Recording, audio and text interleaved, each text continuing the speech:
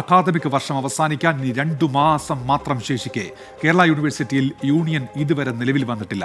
University കലോത്സവം ഉൾപ്പെടെ നടത്തേണ്ടത് വിദ്യാർത്ഥി യൂണിയന്റെ ചുമതലയായിരിക്കെ തിരഞ്ഞെടുക്കപ്പെട്ട SFI യൂണിയൻ സത്യപ്രതിജ്ഞ പോലും ചെയ്യാനാകാതെ സമരത്തിലുമാണ്. SFIയുമായി തെരുവിൽ നേർക്കുനേർ നിന്ന ആരിഫ് മുഹമ്മദ് ഖാൻ മുൻ ചാൻസലർ സ്ഥാനമൊഴിഞ്ഞു. പുതിയ ചാൻസലറായി പുതിയ ഗവർണർ ചുമതലയേൽക്കുകയും ചെയ്തു. പക്ഷേ കേരള യൂണിവേഴ്സിറ്റിയിൽ SFIയും വൈസ് ചാൻസലറും തമ്മിലുള്ള തർക്കങ്ങൾ മാത്രം അവസാനിക്കുന്നില്ല. ഇത്തവണ SFIയുടെ സമരത്തിന് ചില കാരണങ്ങൾ കൂടി പറയാനുണ്ട്.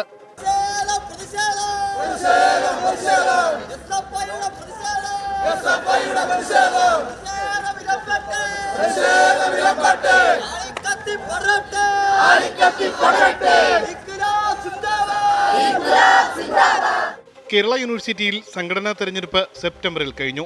ചെയർപേഴ്സൺ, ജനറൽ സെക്രട്ടറി സ്ഥാനം ഉൾപ്പെടെ SFI വ്യക്തമായ ഭൂരിപക്ഷത്തിൽ വിജയിച്ചു. ഫലവും പ്രസിദ്ധീകരിച്ചു. പിന്നാലെ നടന്ന സെനറ്റ് തെരഞ്ഞെടുപ്പിൽ SFI KSU സംഘർഷത്തെ തുടർന്ന് അലങ്കോലമായി.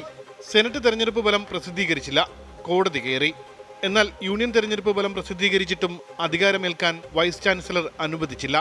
ഈ മാർച്ചിൽ അക്കാദമിക് വർഷം അവസാനിക്കും. യൂണിയന്റെ കാലാവധിയും. നിലവിലിപ്പോൾ സെപ്റ്റംബർ 11-ാം തീയതിയാണ് ഇലക്ഷൻ കഴിഞ്ഞത്. അപ്പോൾ ആദ്യം യൂണിവേഴ്സിറ്റി യൂണിയൻ്റെ ഒഫീഷ്യലി ഇലക്ഷൻ റിസൾട്ട് ഡിക്ലെയർ ചെയ്തു. ഇന്ന ആൾക്കാരാണ് ഭാരവാഹികളെന്നും അപ്പം യൂണിവേഴ്സിറ്റി യൂണിയൻ ആരൊക്കെയാണെന്നുള്ള കാര്യമൊക്കെ ഒഫീഷ്യലി ഡിക്ലെയർ ചെയ്ത കാര്യമാണ്. അതിനുശേഷമാണ് സെനറ്റ് ഇലക്ഷൻ നടക്കുന്നതും അതുമായിട്ട് ബന്ധപ്പെട്ടിട്ടേക്കും ചില സംഘർഷങ്ങൾ മറ്റിതര സംഘടനകളൊക്കെയും അഴിച്ചുവിടുന്ന സാഹചര്യം ഉണ്ടായിട്ടുള്ളത്.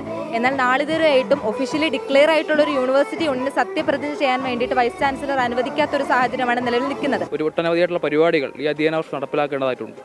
പക്ഷേ അതൊന്നും നടത്താൻ കഴിയാത്ത രൂപത്തിലേക്ക് പോവുകയാണ്. ഇപ്പോൾ കലോത്സവം ഉൾപ്പെടെ പ്രധാനപ്പെട്ട വിദ്യാർത്ഥി സർഗാത്മകമായിട്ടുള്ള പരിപാടികളൊക്കെ നടത്തേണ്ട സമയമാണ്. മാർച്ച് വരെയാണ് നിലവിൽ യൂണിയൻ്റെ കാലാവധി.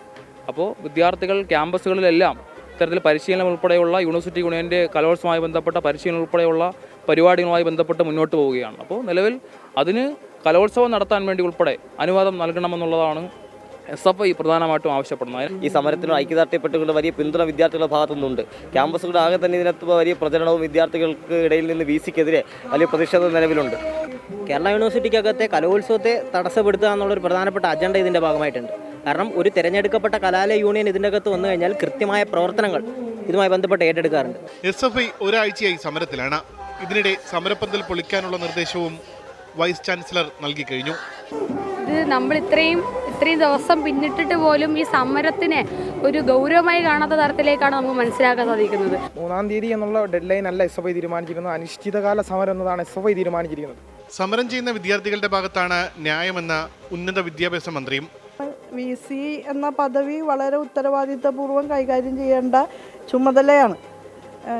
ജനാധിപത്യപരമായി തിരഞ്ഞെടുക്കപ്പെട്ട ഒരു യൂണിയനെ നാളിതുവരെ സത്യപ്രതിജ്ഞ ചെയ്യാൻ അനുവദിച്ചിട്ടില്ല എന്നുള്ളത് പരിശോധിക്കപ്പെടേണ്ട ഒരു കാര്യം തന്നെയാണ്. അതിൽ വിദ്യാർത്ഥികൾ പറയുന്നതിൽ കഴമ്പില്ലാതില്ല. സെനറ്റ് തെരഞ്ഞെടുപ്പ് മാത്രമല്ല, യൂണിയൻ തെരഞ്ഞെടുപ്പും കോടതിയുടെ പരിഗണനയിലാണെന്നാണ് സർവകലാശാലയുടെ വിശദീകരണം. മറ്റ് യൂണിവേഴ്സിറ്റികളിൽ കലോത്സവവും അതേ തുടർന്നുള്ള സംഘർഷ വാർത്തകളുമാണ് കേൾക്കുന്നതെങ്കിൽ കേരള യൂണിവേഴ്സിറ്റിയിൽ കലോത്സവത്തെക്കുറിച്ച് ചിന്തിക്കാൻ പോലും കഴിയാത്ത സാഹചര്യമാണ്. നഷ്ടമാകുന്നത് വിദ്യാർത്ഥികളുടെ അവസരങ്ങളാണ്. യൂണിവേഴ്സിറ്റിയിലെ സെനറ്റ് അംഗങ്ങൾക്ക് വേണ്ടിയുള്ള തെരഞ്ഞെടുപ്പ് സംഘർഷത്തിലേക്ക് വരെ കടന്നിരുന്നു. ഇപ്പോൾ നിയമ നടപടിയിലാണ്.